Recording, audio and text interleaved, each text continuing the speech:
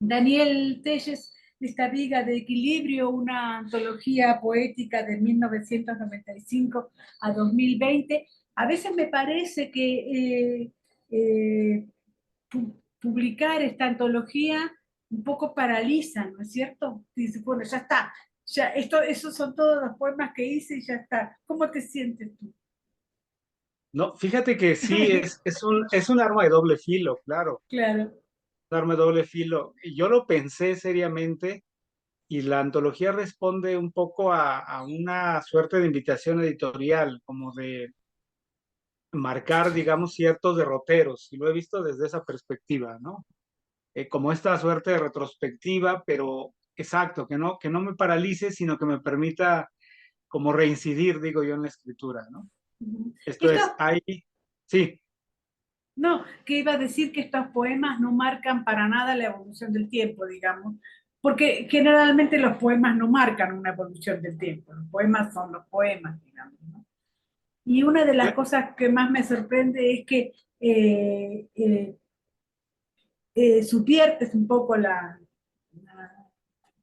gramática y en esas subversiones está precisamente la raíz, ¿no? El ciertamente, estas cosas que tú vas poniendo, los adverbios, las preposiciones, las cosas que no van generalmente en la gramática, precisamente marcan el inicio o alguna pulsión del poema.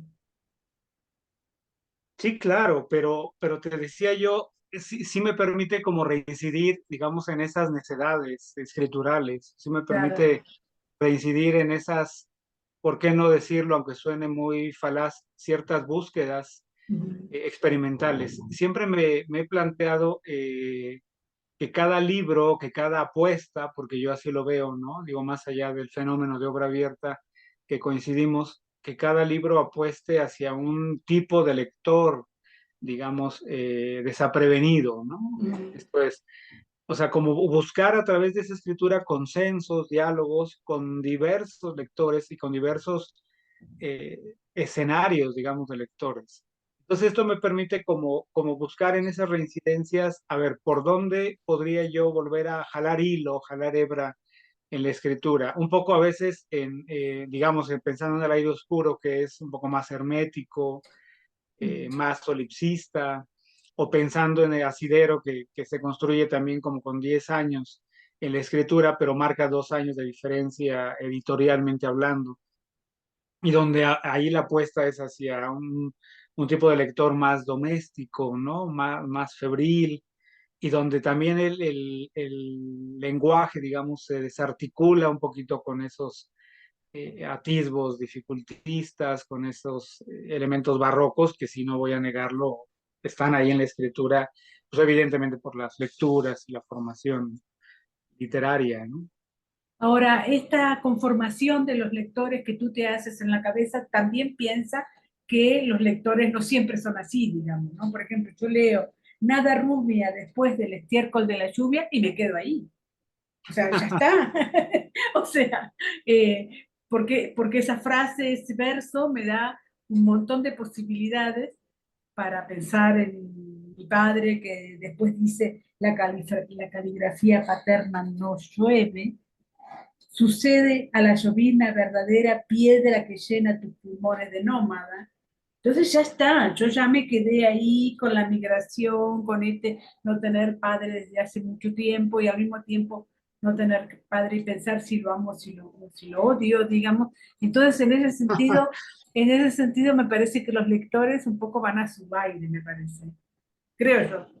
Sí, yo siempre he creído y estoy convencido que la escritura es como una incitación, como al caos, ¿no? Ujú. Es una incitación hacia algo.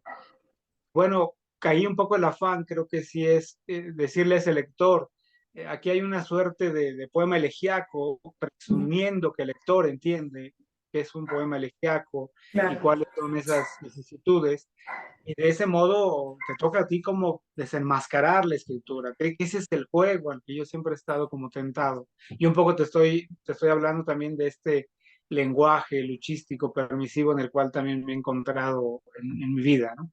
Como ese desenmascaramiento de las palabras, pero como dejarle la cancha del otro, del lector, el asunto, ¿no? Y es el riesgo, ¿no? Yo sé que es una escritura riesgosa, pero por lo mismo me parece para mí estar como en sitio seguro, digamos, ¿no? Esta proximidad, ¿no? Cuando yo doy el salto hacia la lucha y tiene que pasar mucho tiempo para que yo publique contra Llaveo y luego pasan casi 2, 3 trienios para publicar Arena Mestiza, que es netamente el lenguaje de la lucha, obviamente ya fui como, o ya pretendí encontrar como ese lector o ese lector preparado, porque ya había como un guiño, también hay cómplice en estos tópicos populares que he ido como marcando en publicaciones individuales, ¿no? Estos poemas sueltos que se van dando, esos espacios de discusión también, ¿no? Entonces yo creo en ese sentido. Evidentemente, como dices, ya al final la velocidad no es la misma, ¿no? Yo siempre digo que escribo un poco a la velocidad del cangrejo, ¿no? Sí, lo dices en un verso. También es cierto que Roberto Bolaño ha dicho que no vale la pena meterse en la literatura si no sabe uno que es realmente una faceta muy peligrosa, digamos. Si no, no Así tiene es. sentido. Así es, pero yo lo veo, digamos, en esta proximidad, si me permites, generacional, porque finalmente eso nos pega siempre en la escritura, ¿no? Más allá de hechuras, digamos, radicales, solipsistas, de estas hechuras de mis contemporáneos y de mi generación, que hay 2 o 3 voces que atiendo permanentemente, ¿no? Que Ujú, busco permanentemente. Pero más allá de eso, hay generacionalmente como un espacio, digamos, ya de definiciones. claro, O sea, hay escrituras poéticas de gente que nació en los setentas que con el primer libro, el segundo libro, yo ahí me quedé, ¿no? O sea, claro. digo, ya sé por dónde va la escritura, o sea, son como lugares comunes, como vicios comunes, ¿no? Y no, hay 2 o 3 que también merecen en mi lectoría una atención especial, como tú dices, de riesgo, ¿no? Ujú. ¿Cuáles son tus congéneres que atiendes? Perdón, no te escuché bien. ¿Cuáles son tus congéneres, aquellos que atiendes, que dijiste dos o tres? Híjoles, pues hay voces muy sugerentes, ¿no? Yo a veces pienso, es más fácil enumerar, digamos, los sitios comunes, ¿no? Hay dentro del medio muchos escritores, poetas chambistas, ¿no? A mí me sorprenden los que tienen 2, 3, 4, 5 libros inéditos, ¿no? Y que a veces en estas apostillas bibliográficas suelen poner, ¿no? Tantos libros inéditos. Te decía, yo escribo lento y por lo tanto sí atiendo, digamos, hechuras poéticas que se aproximan a diversos lenguajes, ¿no? Que quizá haya la tentación ya del lugar común, pero eh, he puesto atención especial en, no sé, en función de nombres, no sé, Ujú, Rocío Cerón, en este trabajo multidisciplinario que hace, he puesto atención o sea, estoy atento como a los fenómenos, pero no ujú, exactamente al fenómeno mediático, ¿no? ujú. Eh, Tampoco ningún premio a mí me ha garantizado, la publicación de un premio me ha garantizado, digamos, un libro próximo, un libro que dialogue o que sacuda, ¿no? No, los premios, Será la por, verdad, son un poco complicados, aburridos a veces, pero pienso en Luis Felipe Fabre, que es un gran poeta que forma parte de tu generación. claro, Pienso y hace mucho que no escribe poesía, ¿no? Digamos, como esta manera de pertenecer a la poesía sin a veces escribir poesía, ¿no? claro. También corresponde eso, ¿no? Sí, sí, hablaba con Luis Felipe apenas ayer antier, le Ajá, decía yo, él es uno de los autores fundacionales, me parece el término, y creo que no es arriesgado, fundacionales en esta nueva perspectiva. Yo me dedico a la docencia, tú lo sabes, desde hace sí. ya casi 30 años, empecé muy chavo, y, y también me ha preocupado por esta cercanía de, digamos, de los lectores, de los jóvenes lectores, con las voces vivas, con las voces que están haciendo esta tradición, o que están escribiendo esta tradición, ¿no? Y bueno, no voy a meter en Honduras, pero la currícula literal, la currícula pedagógica, o digamos los programas de educación básica, media, superior y superior, bueno, se quedan del medio siglo XX hacia atrás. Entonces dialogo mucho con ellos y hay siempre la posibilidad de dialogar, de tenerlos, ¿no? De que los alumnos dialoguen. Y le decía a Luis Felipe, pues tú eres un referente que leemos permanentemente en los grupos de maestría, en los grupos de licenciatura, ¿no? Poemas de terror y de misterio, como bien dices, los dos, tres libros que tiene Luis Felipe. Pero sí, te digo, son escrituras entre gente que está en los 60s, entre gente que ya es de los 70s, algunos ya más para acá de los 80s. Hay voces muy importantes que yo sigo porque, bueno, creo que están permitiendo abonar a esta nueva perspectiva o este canon nuestro, ¿no? Recién. Entonces sí está Luis Felipe Fabre, dialogo mucho con, bueno, Rodrigo Flores, que también lo ubicas en su poética, en los 80 ya ha entrado con Inti García, con Iván Cruz, en esta otra perspectiva más social. Este, pues ahorita este fenómeno también de las chicas, ¿no? De las mujeres que están como avanzando, un referente inmediato en los estudios de género, en estas poéticas también ligadas hacia la diversidad, o es por un lado Beda Alonso, por el otro César Cañedo, entonces así de bote pronto, ¿no? Pero son voces que están ahí, ¿no? En permanente fuga, en permanente diálogo.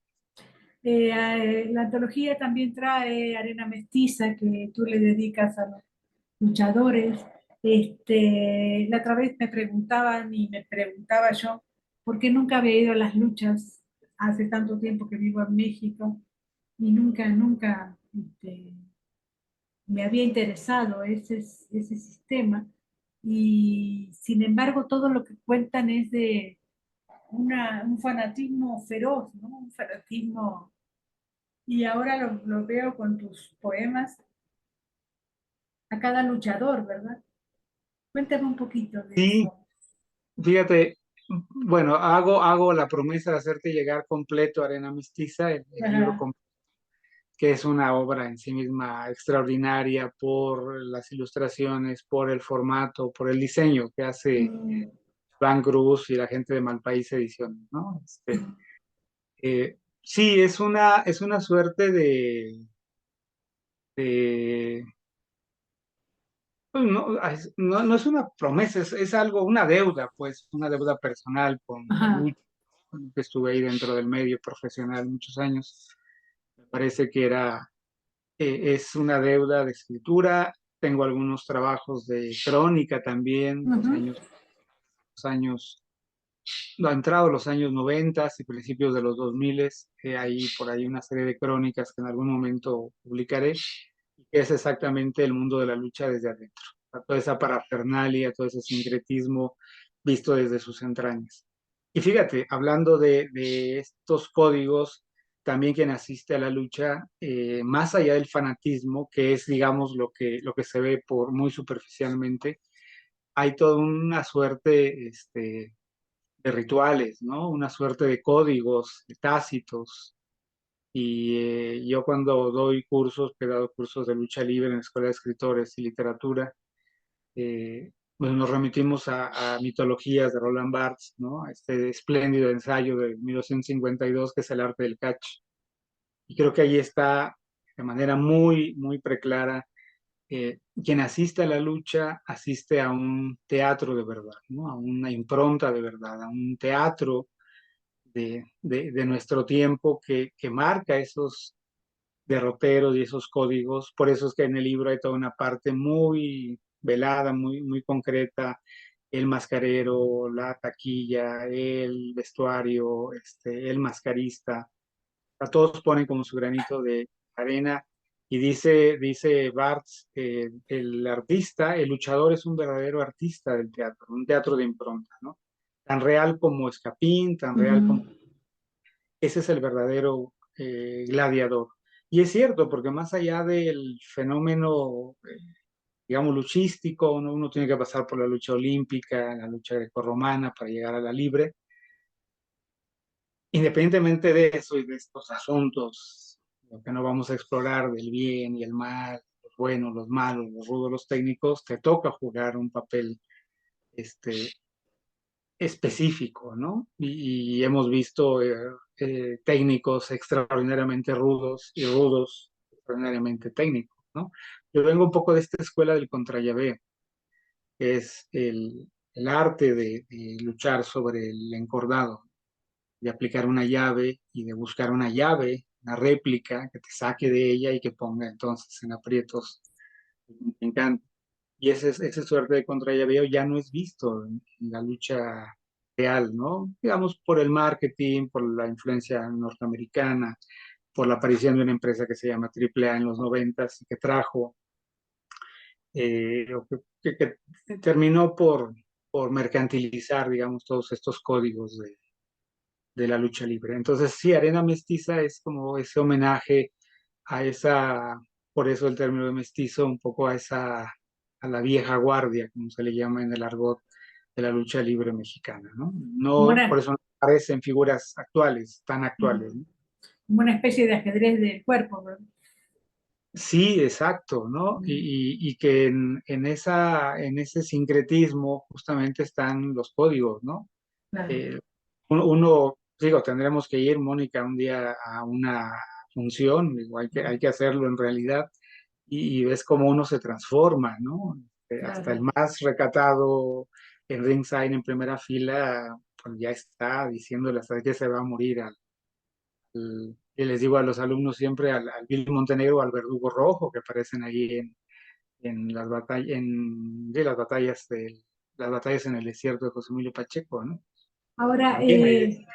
ahora, ¿qué dirías ahora de la lucha? Porque pareciera ser que la lucha solo tiene como una virtud turística, me parece ahora, ¿no? Me parece que el deporte ya no es un deporte como era antes, a pesar también de, no estoy hablando de las llaves y contrallaves que tú hablas, sino de lo que era antes a nivel de fanatismo.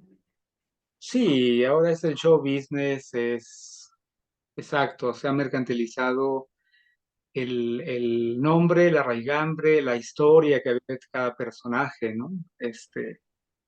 Tú miras bien varios de los luchadores que están en este ajedrez, yo digo que es esta suerte de álbumes que en los años 70, acá, que era el famoso álbum del Halcón, en una revista, la primera revista de luchas, y había un álbum donde venían todas esas primeras estampitas, ¿no? Y Arena Mestiza quiere ser un poco también eso, pero desde esta perspectiva, desde este juego de personajes que hace el Gary Master, ¿no? Un poco a esa sombra o a esa vera, pero aquí sí rescatando esas figuras que son totémicas en la lucha libre. En el 93, 94 viene AAA, es todo el modelo norteamericano, y como bien dices, es ahora mercantilizar la lucha. Ahora pareciera que los códigos, el mensaje muy claro es ya no debe haber contrallaveo. Ahora el luchador aparece con una tabla rasa, con una silla, con lo primero que tenga a la mano para rajarle al contrincante, ¿no? Y la lucha pasa a un segundo o último término. Entonces sí ha habido una sustitución de esa parafernalia, de ese sincretismo. Permanece la rudeza, y a partir de esa rudeza me parece que se mantiene, digamos, un poco ese tufo de aire antiguo, ¿no? De aire de media tarde, como decía Villaurrutia, para todavía un poco un aire nostálgico con respecto a la lucha, ¿no? Cuando la gente va y está tratando como de advertir todavía ese llaveo y contra llaveo, ¿no? Las nuevas generaciones ya no, sus códigos son esos, ¿no? Yo digo, hay muchos chicos que nacieron en la generación de John Cena, ¿no? Pero nosotros somos de la generación de Hulk Hogan, esta vieja Ah, guardia que es México, al toreo de Cuatro Caminos, con los que entrenaba, con los que yo me formé en los años 90, y es esa vieja guardia, esa colita de la época de oro de la lucha libre con verdaderos trogloditas. O que no sea, se trataba de matar al otro, el no, resultado no era matar al otro, exacto, se trataba de ganarle con buena lid, claro. con unos físicos portentosos y además con una historia detrás. O sea, Tinieblas viene de todo un personaje de cómic, de televisión, creado por Valente Pérez. Mil Máscaras, tiene el maestro realmente Mil Máscaras. Canek viene de la novela de Emilio Abreu. Dos Caras, una políglota con una formación cultural y académica muy sólida, trae detrás toda una historia también, ¿no?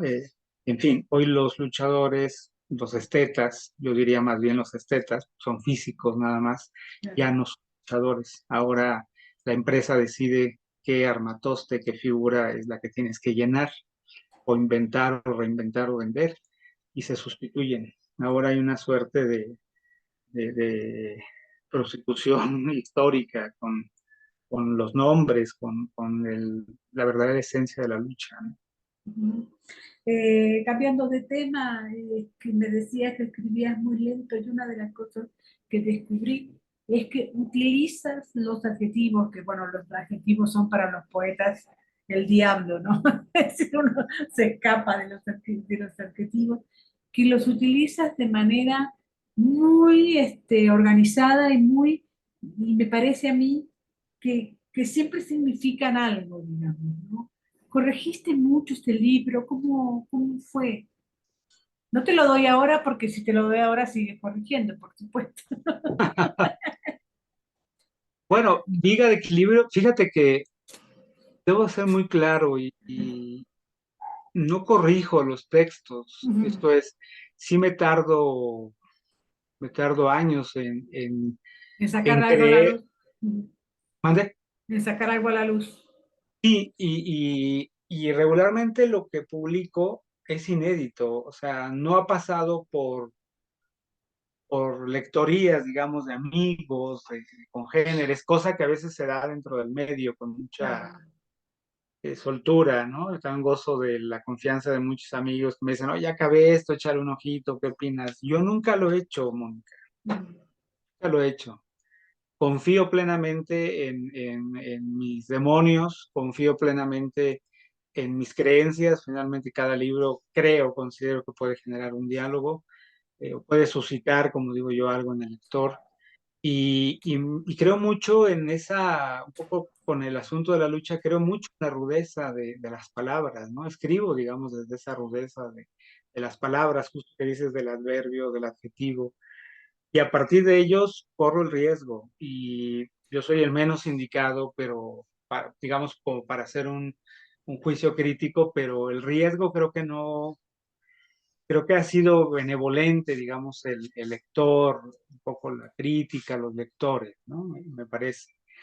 Eh, y entonces ahora vuelvo, evidentemente, siempre hacia ciertos textos, hacia ciertos versos, y de repente he tenido la tentación de reescribir, ¿no? Pero, o de, digamos, de cambiar, sustituir, pero no lo he hecho, ¿no? Ujú. Digamos, Asidero, que se publicó en Proyecto Literal en 2019, 16 años después, aparece tal cual, ¿no?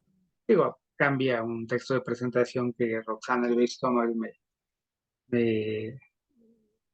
muy generosamente escribió a manera de prólogo, pero el texto es tal cual. Y esta antología es tal cual, una selección personal, digamos, muy, muy también desde esa necedad que implica que tú mismo selecciones, ¿no? A correr también ese riesgo. Y bueno, aquí creo que el plus son esos poemas, como se les tituló, de no coleccionados, sueltos, que están en diversas revistas, ¿no?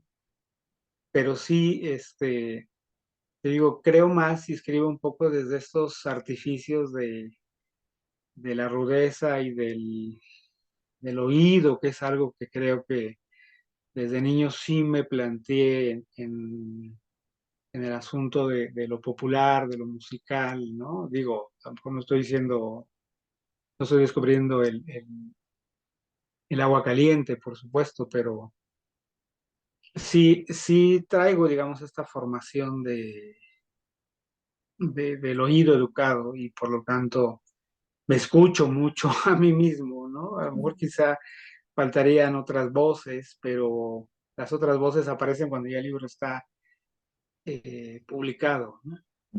Es una muy buena edición de Ediciones del Lirio, que pone al final unas cuantas notas críticas de mucha gente, algunas muy conocida para el mundo de la poesía. ¿Qué te parecieron esas críticas y cómo viste que vistieran tu libro? Sí, son fragmentos que han Sí, son aparecido en fragmentos.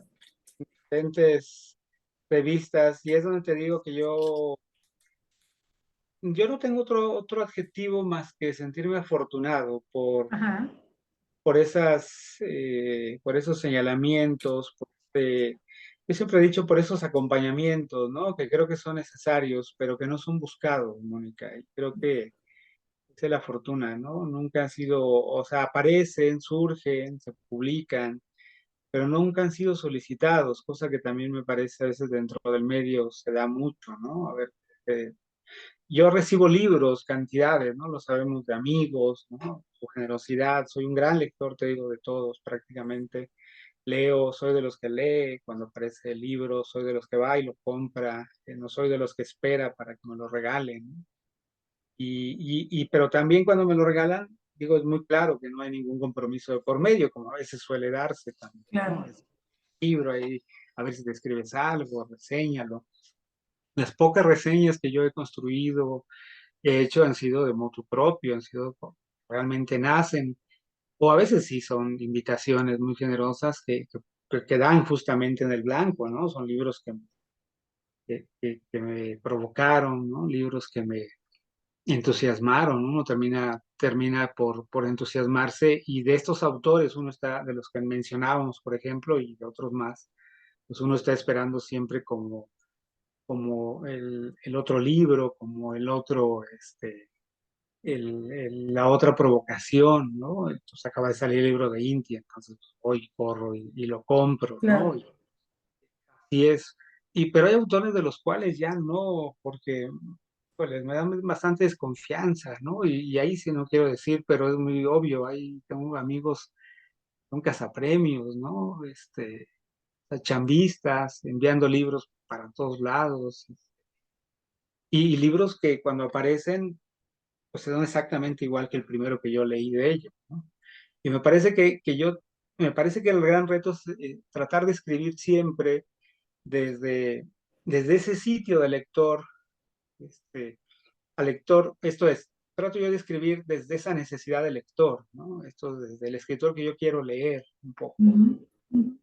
Y en ese sentido yo creo que pues están esas lecturas que han sido, te digo, muy generosas, esas aproximaciones, además de gente también muy talentosa y que yo reconozco algunos con digamos, con muchos reflectores y otros no tanto, ¿no? O sea, Felipe Vázquez, poeta, aparece de altísimos vuelos, por ahí tiene un texto también muy generoso que publicó en Crítica y es uno de los fragmentos que está acá, o Gerardo Villanueva, que me parece que no tiene tantos reflectores, pues un poeta que hay que seguir, digo yo, de esos que voy siguiendo y que creo que mi trabajo como profesor, también como maestro ya en la universidad, es el trabajo de la mediación. Y a mí me parece que ahí estoy en un espléndido lugar, ¿no? Me siento afortunado también porque es ese trabajo de mediación entre el mundo de la docencia al que yo pertenezco y del que vengo también en una formación inicial literaria y pedagógica, y el mundo de la literatura, que parecen dos entes ajenos. Es tremendo lo que estoy diciendo, pero así funciona en este país, así ha funcionado en México. Dos esferas totalmente, es que es el magisterio, la pedagogía, la literatura parece como un corpus ahí extrañísimo, lejano, y nos ha tocado ese trabajo de mediación, de intermediación, ¿no? De acercamiento directo con escritores, de llevar el Programa Nacional de Lectura, de llevar escritores, los alumnos jóvenes, con los alumnos universitarios, y decir, ahí está el autor, ahí está el Claro, autor, todos los autores ya se murieron, o sea, claro. hay este estigma en la educación de que, ¿cómo dicen de repente los chavos, a poco vive? Mm, Nació, aquí está el autor, es dialogar, ¿no? Es no claro, solo leer ese diálogo, sino vivenciarlo. claro. La última pregunta, Daniel, ¿hay alguna posibilidad de algún otro texto o solo sigues escribiendo poesía? Sí, ya ves que escribo poesía, Crónica. crónica he hecho, ensayo, varia invención, un poquito colándome en eso, digo, los grandes maestros de la varia invención, pero sí, un poco relato. He escrito relato de lucha en un par de libros colectivos. He tenido mucho la fortuna de prologar, de hacer un par de antologías también de lucha libre para la Universidad Michoacana, por ejemplo, para la UABC. Eh, sí, sigo trabajando. Apareció después de un poemario con otro tipo de rutas más eróticas o Ajá. historiográficas, se llama Tálamo Bonsai, y ya presentaremos próximamente. Este, Estoy trabajando pues, en el estudiantismo, al que me dedico también, Sí. una suerte de libro de ensayo que estamos coordinando y que verá la luz este año. Y he estado atento desde hace varios lustros a poéticas, de las cuales sigo trabajando. Me parece que la deuda allí está todavía con obras fundacionales, sobre todo de Raúl Renán, ¿no? Trabajé mucho obras, algunos prólogos, selecciones. Ahorita con Roberto López Moreno estamos por publicar sus alburemas, una edición, una selección y un prologuito también míos. Está por aparecer el material de lectura, fíjate, Roberto López Moreno en la UNAM también. Entonces Ujú. andamos ahí en esos usos. En narrativa es muy escasa, le tengo mucho respeto a la narrativa. No, o sea, desde esa rudeza de la que yo te hablaba, me parece que ahí hay que tener demasiada técnica, ¿no?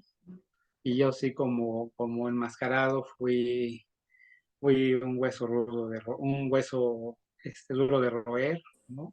De rudo, y me siento más cómodo en la poesía por la rudeza de las palabras. La narrativa sí, le tengo mucho respeto, poca narrativa he hecho, tres, cuatro relatos que se han publicado por ahí, y me siento también, digamos, agradecido con esa escritura. Un abrazo, Daniel. Muchas gracias. Hombre, Mónica, otro abrazo de regreso.